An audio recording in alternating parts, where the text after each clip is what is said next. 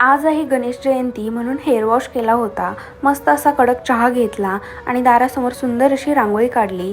आज माझा प्लॅन होता गणपती बाप्पांचे फेवरेट मोदक बनवायचा. म्हणून मी सकाळीच तयारीला लागले होते, कारण बाप्पाच्या मूर्तीचा अभिषेक झाल्यानंतर मला लगेच नैवेद्य दाखवायचा होता. म्हणून पटकन 2 नारळ फोडून सारण करून घेतलं, उकड काढून घेतली आणि पटापट साच्यांमध्ये घालून मोदक तयार केले.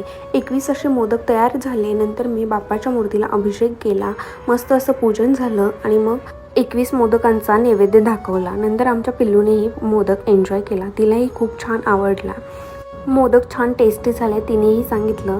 नंतर मी फराळ करायला घेतला, मस्त अशी खिचडी आणि दही खाल्लं आणि नंतर संध्याकाळी आम्ही दोघीही तयार होऊन निघालो गणपती बाप्पाच्या मंदिरात गेलो तर मस्त अशी सुरेख रांगोळी काढली होती. बाप्पाचं दर्शन खूप छान झालं, जास्त गर्दी नाही भेटली.